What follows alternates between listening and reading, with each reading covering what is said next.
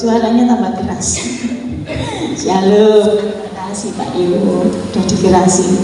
Pada sore hari ini kita sama-sama membaca firman Tuhan yang terambil dari kitab Lukas 24 ayat 36 sampai 49. Dalam perikop ini Tuhan Yesus menampakkan diri kepada semua murid, tapi tanpa Thomas, ya. Kepada semua murid. Mari kita akan bersama-sama membaca firman Tuhan. Yesus menampakkan diri kepada semua murid. Dan sementara mereka bercakap-cakap tentang hal-hal itu, Yesus tiba-tiba berdiri di tengah-tengah mereka dan berkata kepada mereka, "Damai sejahtera bagi kamu."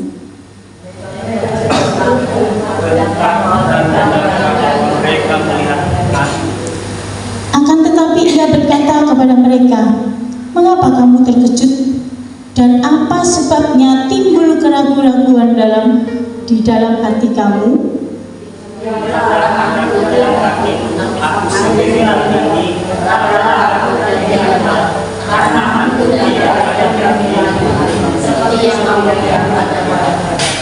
Sambil berkata demikian, ia memperlihatkan tangan dan kakinya kepada mereka. Amin. Silakan duduk. Saya kebablasan ya, bacanya sampai ayat yang genap pun saya bacanya. Firman Tuhan pada sore hari ini dengan tema saksi kebangkitannya. Saksi dalam bahasa Yunani itu marturia, kesaksian, menyaksikan. Nah, kebangkitan Tuhan Yesus pada saat itu menjadi viral di Yerusalem. Bapak Ibu, yang viral sekarang itu tentang apa? Arus mudik, ya. Dan ada 2 kecelakaan yang sangat fatal, yaitu kecelakaan di Batang, Semarang dengan menelan korban 7 jiwa yang meninggal dan beberapa orang yang luka-luka. Lalu yang di Cipali atau Cikampek, berapa orang yang meninggal? 12 orang, dan banyak lagi yang luka-luka karena tabraknya itu beruntun sampai ada yang terbakar. Dan saya melihat satu YouTube, ada bapak-bapak melihat itu ada kobaran api, dia sempat keluar, ya itu beruntung. Kalau keluar terus dia berhenti, ya dia pasti mengalami ledakan. Tapi kalau dia keluar, dia melarikan diri, selamatlah, walaupun mobilnya tidak selamat. Itu entah siapa yang kira-kira bajunya oranye gitu ya, keluar dari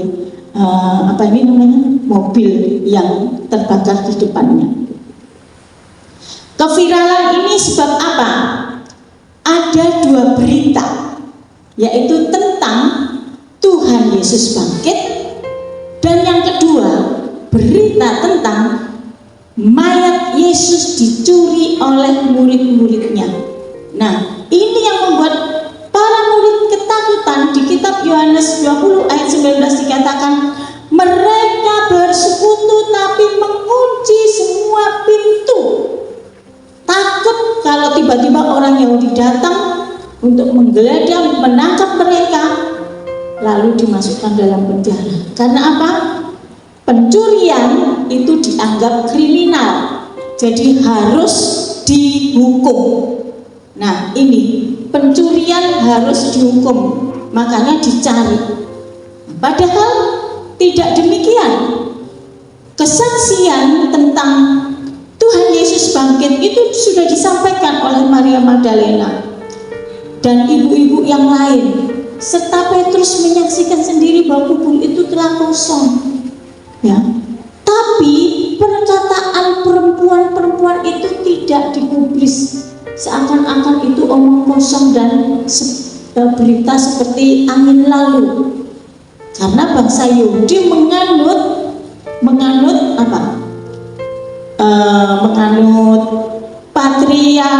patrilineal, ya. Jadi kalau suara perempuan atau orang-orang perempuan itu duduknya tidak di depan. Jadi suara tentang kebangkitan yang dikumandangkan itu tidak di dengan seksama. Padahal itu adalah kesaksian yang benar-benar hidup. Yang dicuri itu adalah persekongkolan. Jadi berita hoax yang terjadi, tapi murid-murid ini mengalami ketakutan. Kenapa?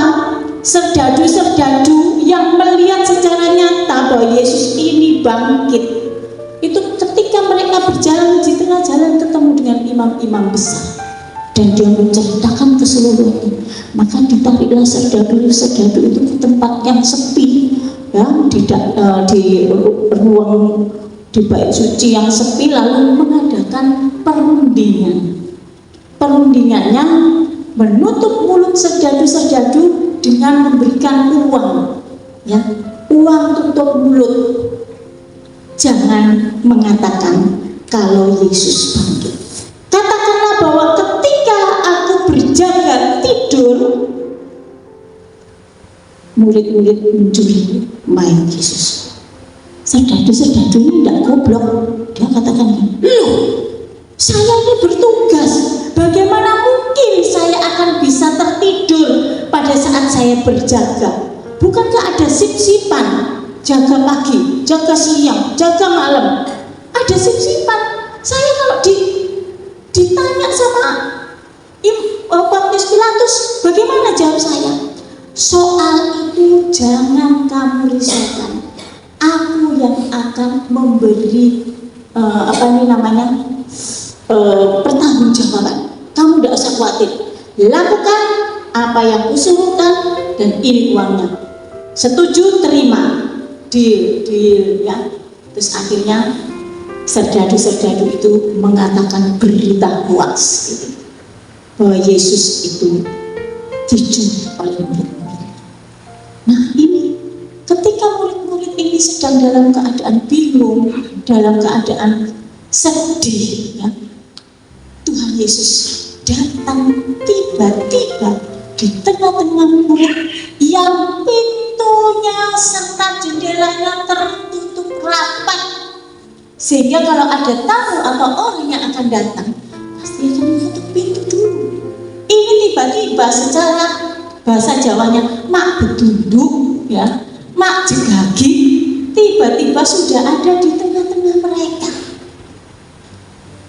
dan mengatakan damai sejahtera bagi kamu. Di dalam keraguan Tuhan Yesus datang. Tuhan Yesus mengatakan bahwa ada damai sejahtera bagi kamu. Diturunkanlah, dilepaskanlah damai sejahtera untuk murid-muridnya, agar keraguan itu hilang. Yang pertama, enggak langsung, hai murid-muridku, ini aku. Enggak. Damai sejahtera bagi kamu. Mereka kaget. Waduh, baru saja ini dirasani yang namanya Yesus sedang diomong-omong sama kita. Tiba-tiba ada hadir di tengah-tengah kita. Kenapa? Mereka sedang memperbincangkan yang benar yang mana ya. Kalau Kleopas mengatakan, aku ini sudah melihat ketika aku berjalan itu memang aku tidak tahu, tetapi ketika Tuhan Yesus berdoa dan memecah-pecahkan roti, itu baru aku sadar itu adalah Yesus.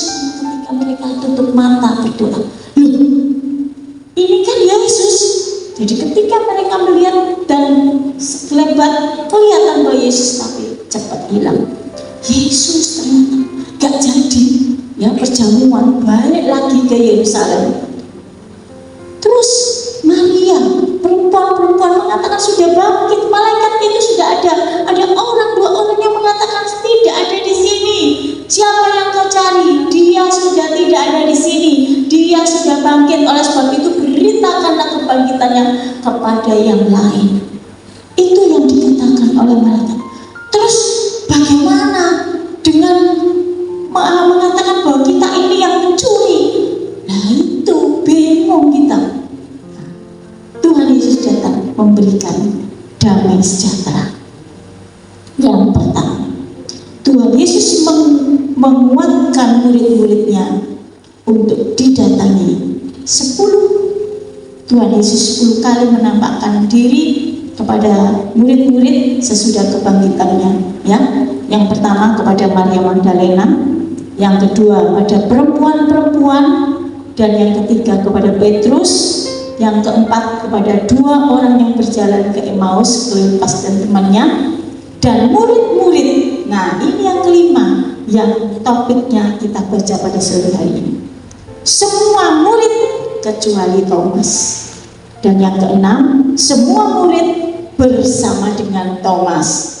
Yang ketujuh, ketika murid-murid berada di pantai Tiberias, Danau Galilea, pantai Tiberias itu sama.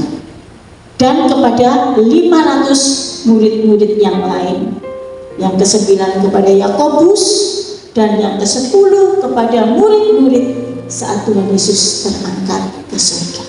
10 penampakan, atau Tuhan Yesus menampakkan diri 10 kali selama kebangkitannya.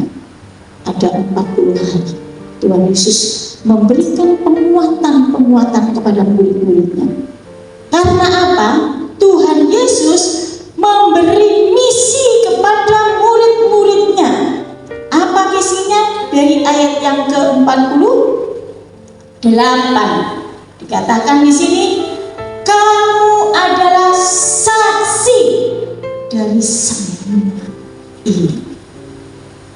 Murid-murid diberi penguatan karena Tuhan ingin supaya mereka menguatkan banyak orang, ya, menjadi saksi mulai dari Yerusalem sampai ke seluruh bumi, seluruh dunia. Luar biasa karya dan pekerjaan Tuhan, luar biasa bagi kita semua. Jadi penguatan Tuhan Yesus itu ada 4 hal, ya. Yang pertama, ayat yang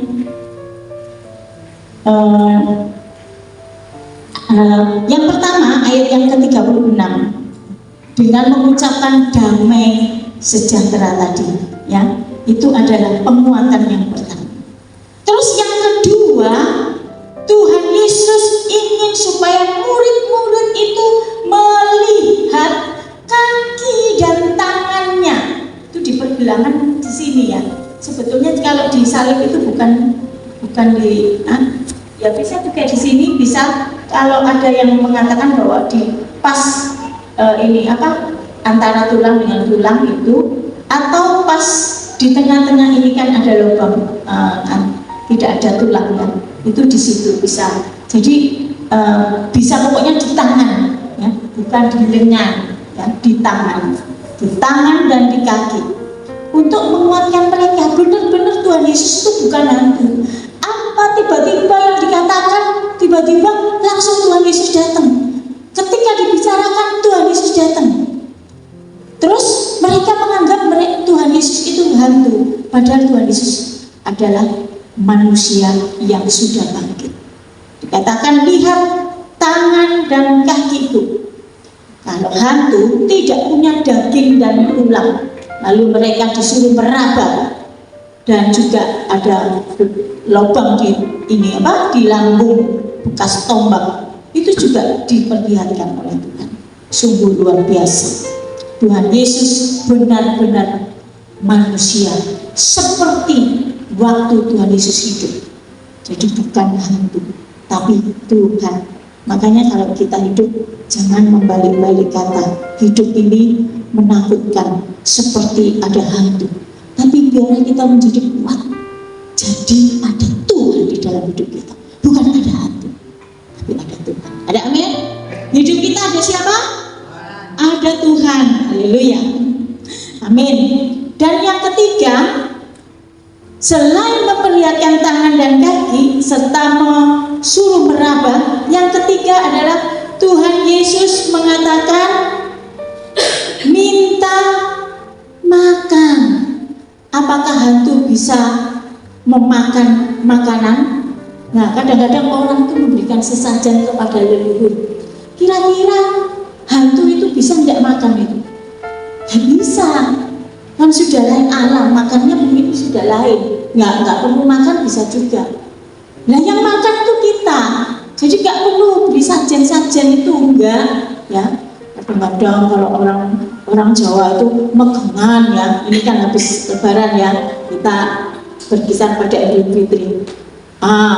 Dikasih apem, dikasih wedang kesenangannya ya, kopi kesenangannya emak kita, nyak kita, babe kita yang itu disediakan, ada itu supaya mereka makan. Enggak lah, yang makan kita loh, sampai pagi loh enggak ada yang makan. Saya bilang, oh disediain siapa ya, ini aja dimakan. Saya langsung makan. Waktu dulu enggak ngerti, ngomong-ngomong saya opo wes aku wes mangan ya, saya sendiri aja yang makan. Nah itu, jadi minta makan. Terus yang ada apa di dalam ayat yang ke 41 sampai 43 dikatakan di situ.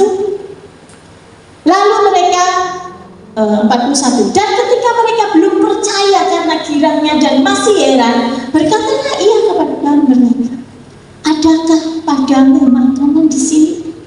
Lalu mereka memberikan kepadanya sepotong ikan goreng. Loh, bukan roti loh ya. Ikan goreng berarti ada banyak durinya ya. Hantu kalau makan makanan yang ada durinya nggak akan tersedak atau keleleken ya toh. Tapi kalau manusia pasti itu kerasa itu ada duri yang dimakan. Nah itu ikan goreng, bukan roti. Lalu dimakan. Ia mengambilnya dan memakannya di depan mata mereka. Durinya yang tengah disisihkan oleh Tuhan, lalu dimakanlah yang daging-dagingnya. Itu perbedaannya hantu dan Tuhan, karena Tuhan memang benar-benar bangkit. Itu yang benar-benar bukti nyata secara fisik bahwa Tuhan itu sudah bangkit. Ini satu-satunya ya. Selain nanti dengan Thomas ya, ini adalah satu-satunya yang pertama yang dilakukan oleh Tuhan. Nah, setelah mereka dikuatkan, ada tugas bagi mereka. Apa? Ayat yang ke-46 dan ayat yang ke-47 demikian bunyi. Katanya kepada mereka, ada tertulis demikian, Mesias harus menderita dan bangkit dari antara orang mati, dan pada hari yang ketiga, dan lagi dalam namanya berita tentang pertobatan dan penghapusan dosa harus disampaikan kepada segala bangsa mulai dari Yerusalem. Selain menguatkan, Tuhan Yesus mempunyai misi bahwa murid-murid harus menjadi saksi. Apa yang disaksikan bahwa Tuhan Yesus menderita, bangkit dari antara orang mati pada hari yang ketiga, dan pertobatan serta pengampunan dosa yang sudah disediakan ini harus diberitakan kepada seluruh dunia. Ini yang Tuhan ingin dan kehendaki pada murid-muridnya masa itu. Kemudian yang kedua, ayat 48 ini dikatakan di sini, kamu adalah saksi dari semua ini. Ketika berbicara ini, Tuhan Yesus berbicara kepada siapa? Kamu adalah saksi dari semua ini. Yang kamu siapa ya? Bingung? Tadi kan gini, dalam namanya berita tentang pertobatan dan pengampunan harus disampaikan kepada segala bangsa mulai dari Yerusalem. Kamu adalah saksi dari semua ini. Siapa saksinya? Murid-murid. Nah, murid-murid ini masih dalam konteksnya ayat ini ya. Murid-murid harus menjadi saksi, memberitakan tentang pertobatan dan pengampunan dosa mulai dari Yerusalem, tempat mereka tinggal. Lalu mereka akan pergi ke luar-luar kota yang lain. Nah, lalu apalagi misi? Dikatakan ayat yang ke-49, selain tugas ada pula janji. Di dalam ayat-ayat yang lain, di dalam kitab-kitab yang lain mengatakan bahwa kamu akan diberi kuasa, yang sakit bisa kamu sembuhkan, yang yang menderita bisa kamu pulihkan, dan yang kerasukan setan bisa kamu lepaskan. Itu yang dijanjikan oleh Tuhan. Dan Tuhan Yesus juga mengembusi Roh Kudus kepada mereka semua. Itu di ayat-ayat di dalam kitab-kitab yang lain. Pintu terkunci juga bukan di dalam Lukas, tapi di kitab yang lain, kitab Yohanes. Jadi saling melengkapi. Ada Matius, ada Markus, ada Lukas. Kalau Markus itu cepat-cepat nulisnya, dikit-dikit, orangnya tidak banyak ngomong, tapi banyak ditulis, lebih banyak yang tertulis. Tapi kalau Matius itu lebih rinci karena dia menerangkan kepada orang Yahudi. Kalau tidak diterangkan secara detail, orang Yahudi biasanya suka memberontak. Detail. Nah, itu dilakukan oleh Tuhan. Dan aku akan mengirim kepadamu apa yang dijanjikan Bapakku. Tetapi kamu harus tinggal di dalam kota ini sampai kamu diperlengkapi dengan kekuasaan. Kekuasaan apa? Menyembuhkan, mengusir setan, dan berdoa untuk yang lain. Dari tempat tinggi luar biasa. Murid-murid diberikan kuasa untuk melakukan itu. Tapi ada misi, mereka harus menyampaikan pertobatan dan pengampunan, dan mereka harus menjadi saksi dari Yerusalem sampai ke seluruh dunia. Dan mereka ditugasi bukan apa adanya Petrus ya sebagai seorang nelayan, ya sudah itu, tapi diperlengkapi dengan kekuasaan dari yang maha tinggi. Itu yang membuat janji itu menyemangati kita. Bapak Ibu sekalian, firman Tuhan yang ini adalah untuk orang-orang atau murid. Tetapi sekarang mari kita berkata bahwa misi ini bukan hanya untuk murid-murid zaman dulu, tapi misi ini juga untuk berlaku bagi kita semua. Kita adalah saksi Tuhan. Apa yang dilakukan harus kita lakukan, yaitu yang di ayat 46 sampai 47. Katanya kepada mereka, ada tertulis demikian, Mesias harus menderita dan bangkit dari antara orang mati pada hari yang ketiga. Dan lagi, dalam nama Tuhan, dalam namanya, berita tentang pertobatan dan pengampunan dosa harus disampaikan kepada segala bangsa. Mulai dari rumah kita, lingkungan kita, keluarga kita. Firman Tuhan, pengampunan dan pertobatan harus dilakukan, baru keluar sampai ke seluruh dunia. Itu yang harus kita lakukan. Firman Tuhan untuk kita. Dan dikatakan, kamu adalah saksi dari semuanya ini. Termasuk sekarang, kalau masa sekarang siapa yang menjadi kamu? Siapa? Murid-murid 12 murid? Bukan siapa? Kita. Berarti kalau gitu kamu, adakah kita di situ? Adakah saya di situ? Coba sekarang ayat yang ke-48. Saya adalah saksi dari semuanya ini. Katakan, saya adalah saksi dari semuanya ini. Kalau ada saya berarti ada nama kita. Sebut nama kita. 1, 2, 3. Emi adalah saksi dari semuanya ini. Haleluya. Tugas ini bukan hanya murid pada zaman dulu. Kita juga punya misi, yaitu menjadi saksi-saksi Tuhan.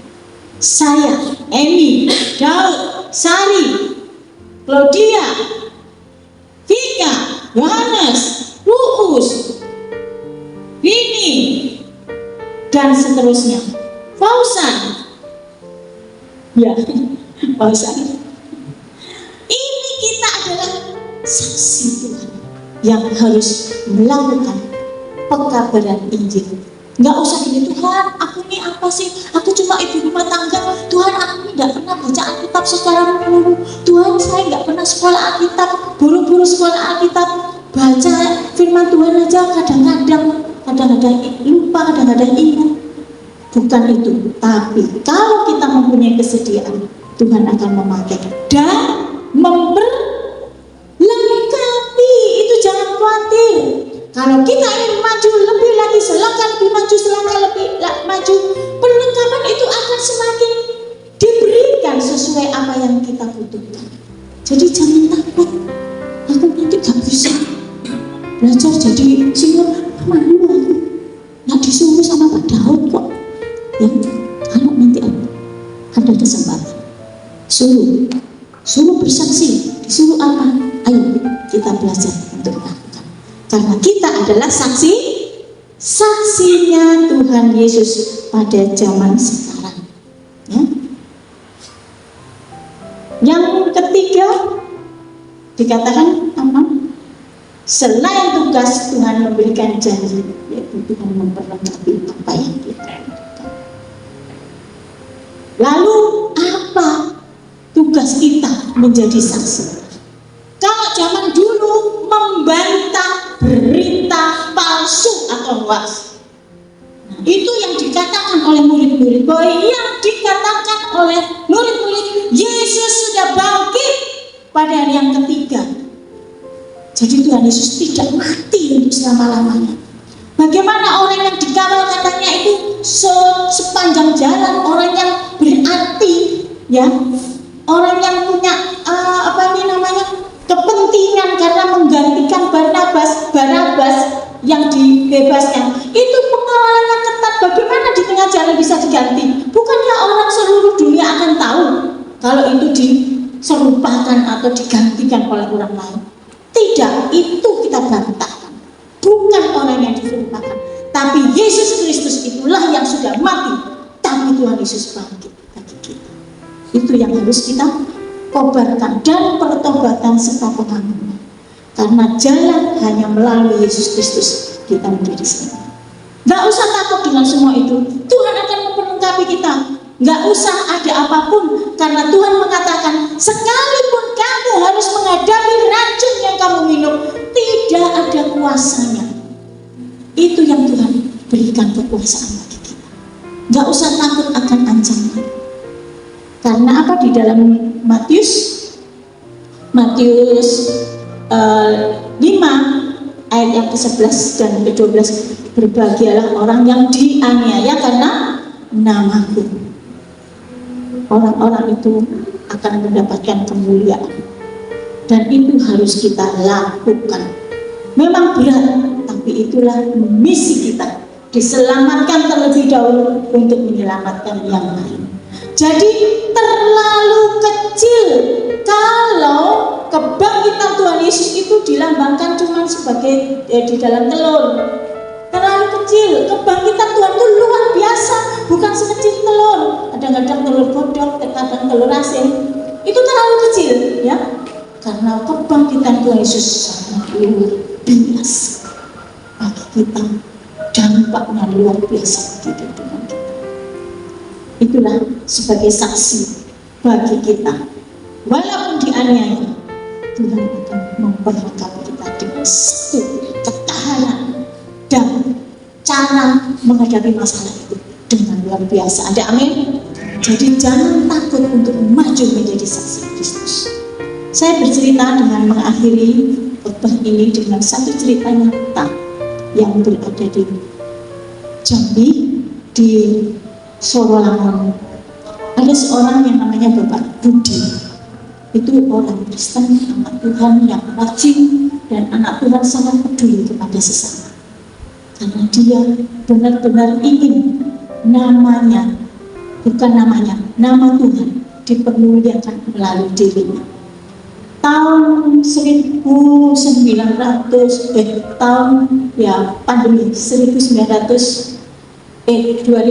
ya. Itu sebelumnya itu Bapak ini mengupayakan untuk membuat listrik dengan alternatif, ya, dengan bio apa itu ya, saya nggak ngerti, dengan apa ini bio apa, sehingga sedikit demi sedikit prakteknya ini menuai hasil. Daerah situ sudah mulai mengenal listrik, sudah mulai terang, tidak lagi gelap ini di mana sawah, ini di mana ada sungai. Nggak mungkin orang akan kecebur-cebur, ya. Apalagi orang dari kota. Saya pernah praktek ada di Magelang, itu nggak ada listrik sama sekali. Jadi ketika turun dari kendaraan, kok gelap, tapi orang-orang kok bisa ya jalan. Tapi mata kita harus lama-lama itu bisa adaptasi. Oh ya, bisa kelihatan terang. Tapi pada saat diturunkan, kok gelap ini gimana? Orang bisa jalan. Saya sampai nyari tangannya teman saya pegangin. Ini jalannya kemana? Ini takut saya kejebur apa atau apa? Ya, karena memang gelap sekali. Nah seperti itu. Jadi Bapak Budi ini mengupayakan ada listrik untuk dinikmati oleh orang-orang lain muslim ataupun Kristen. Dia tidak pandang dulu. Untuk menolong masa ini, yang nyalurlah orang Kristen ya, orang muslim tak boleh. Jangan ini. Jadi saluran itu diberikan kepada semua. Dan ketika hal itu mulai merebak dan diendus oleh kepala daerah Jambi, mereka langsung memberikan satu umpan untuk pemerintah supaya dikucurkan dana supaya listrik masuk desa. Nah, betul apa yang dikatakan oleh Kades, oleh Bupati, oleh pembeda-pembeda dari Jambi itu, dari Sorolangon, memberikanlah pemerintah itu kucuran dana. Dan kucuran dana itu diberikan kepada Bapak Budi.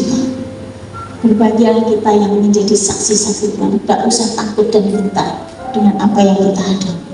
Ingat, kita adalah misi-misi Tuhan. Kita tidak berjalan sendiri. Tuhan akan memperlengkapi apa yang kita butuhkan, sehingga kita boleh menjadi orang yang mampu untuk melakukan, melebarkan nama Tuhan, melepaskan segala maaf dan menyampaikan pertobatan dan pengampunan dosa di dalam nama Tuhan Yesus. Karena di dalam nama Tuhan Yesus ada jalan keselamatan. Berbahagialah orang yang mendengar firman Tuhan, dan juga lebih berbahagia orang yang mendengar, merenungkan, dan melakukan firman Tuhan dalam kehidupan sehari-hari. Mari kita bersama.